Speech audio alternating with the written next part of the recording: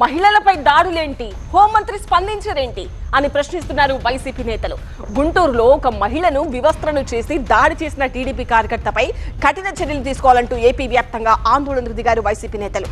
మహిళా హోంమంత్రిగా ఉన్న రాష్ట్రంలో మహిళలకే రక్షణ లేకపోతే ఎలా అని ప్రశ్నించారు వైసీపీ మహిళా నేతలు. గుంటూరులో మహిళపై జరిగిన దాడి ఏపీలో ప్రకంపనలు రేపుతోంది. మహిళలపై దాడులకు పాల్పడే వారిని కఠినంగా శిక్షించాలంటూ రాష్ట్ర వ్యాప్తంగా ర్యాలీలు, రాస్తారోకోలు నిర్వహించారు వైసీపీ మహిళా నేతలు. విజయనగరంలో వైసీపీ నేతలు భారీ ర్యాలీ తీశారు. విజయనగరంలోని అంబేద్కర్ విగ్రహానికి వినతి పత్రం అందజేసి నిరసన తెలిపారు. కూటమి పాలనలో మహిళలకు రక్షణ కరువైందని మండిపడ్డారు మహిళా నేతలు.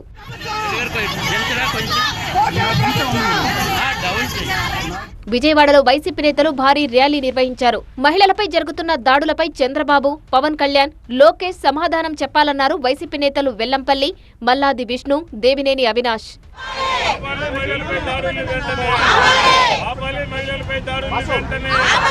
గుంటూరులో వైసీపీ మహిళా విభాగం ఆధ్వర్యంలో నిరసనకు దిగారు. మహిళను వివస్త్రను చేసి దాడి చేసిన టీడీపీ కార్యకర్తపై చర్యలు తీసుకోవాలని డిమాండ్ చేశారు. టీడీపీ ఎమ్మెల్యే గల్లా మాధవి జోక్యం వల్లే మహిళపై రెండోసారి దాడి జరిగిందని ఆరోపించారు వైసీపీ నేత అంబటి రాంబాబు. తనపై మాధవి ఎలాంటి కేసు పెట్టినా ఎదుర్కోవడానికి సిద్ధంగా ఉన్నానన్నారు. ఏ నిరూపణ లేకుండా, ఏ ఆధారాలు లేకుండా మీరు ఒక రాజకీయ నాయకురాలి మీద ఈ చేసే విమర్శలకి మీ మీద నేను డిఫర్మేషన్ కేసు వేయబోతున్నాను. ఇది చాలా తప్పు. నేను ఈ కథనాన్ని, మీరు ఇచ్చిన ఈ కథనాన్ని బేస్ చేసుకొని, మీరు మాట్లాడిన విధానాన్ని బేస్ చేసుకొని నేను మీ మీద కేసు వేయాల్సిన అవసరం చాలా ఉంది అని చెప్పి ఈ సందర్భంగా నేను మీకు చెప్తున్నాను. పరువు నష్టం దావా వేసుకుంటుందో, ఆస్తి నష్టం దావా వేసుకుంటుందో నేను దాన్ని ఎదుర్కోవడానికి సిద్ధంగా ఉన్నాను. మీ మీద మాత్రం దావా వేస్తారు. పరువు నష్టం కాదు, మహిళల పరువు నష్టం నీ నాయకత్వంలో జరిగిందని ఈ రాష్ట్ర మహిళలందరూ కూడా మీ మీద ఎన్నికల్లో పెద్ద దావా వేస్తారు. ఆ దావాని ఎదుర్కోవడానికి సిద్ధంగా ఉండవలసిందిగా సోదరి గల్లా మాధవి గారికి వినయపూర్వక హెచ్చరిక చేస్తున్నారు. పోలీసులు ప్రజాప్రతినిధులు చెప్పినట్టు వింటే కేసులు వారి మెడకే చుట్టుకుంటాయన్నారు అంబటి రాంబాబు. సిఐ గారు, స్టేషన్ హౌస్ ఆఫీసర్ పోతారా బాబు మీరందరూ? శ్రీమద్ రమారమణ గోవిందో సత్యనారాయణలాగా మీ మీద తాటికాయ వేస్తారు. సత్యనారాయణ ఇక్కడ ఎస్హెచ్ఓ, చివరికి ఎమ్మెల్యేలు, ఎంపీలు, హోంమంత్రులు ఆ పోలీస్ హౌస్ మీద తలకాయ మీద తాటికాయ వేసి సస్పెండ్ చేసి అయిపోయిందంటారు. ఇరుక్కుపోతారు చెప్తున్నా నేను.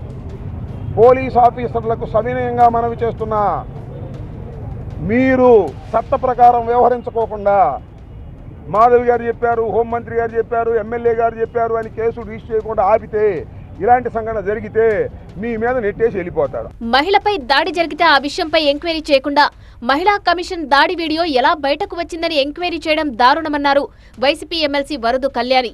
గుంటూరు సంఘటనే కాదు, బద్వేలులో సంఘటన జరిగింది. ఆమె జాకెట్ చించేశారు తెలుగుదేశం పార్టీ కార్యకర్తలు. వాళ్ళ మీద కనీసం కేసు పెట్టని పరిస్థితి.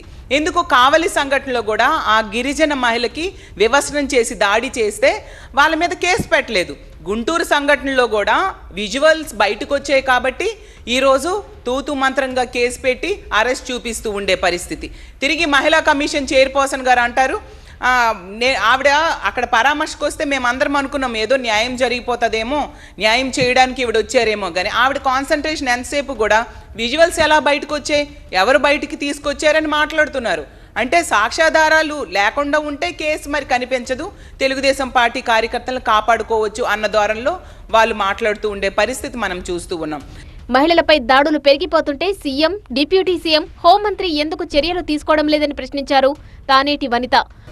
చంద్రబాబు నాయుడు గారు కానివ్వండి, పవన్ కళ్యాణ్ గారు కానివ్వండి, మహిళల మీద చెయ్యి వేస్తే ఆ రోజే ఆఖరి రోజు అని చంద్రబాబు నాయుడు గారు చెప్పారు. పవన్ కళ్యాణ్ గారు మహిళలను కించపరిచే విధంగా మాట్లాడితే వాళ్ళ తాట తీస్తామన్నారు. మరి ఒక మహిళని నడి రోడ్డు మీద వివస్త్రణ చేస్తే ఎవరు స్పందించారండి? ఎవరు ఆమె పక్షాన నిలబడ్డారు? ఎవరు ఆమెకి న్యాయం చేశారు? ఆమె ఆత్మ గౌరవాన్ని కాపాడే దిశగా ఎవరైనా ప్రయత్నం చేశారా?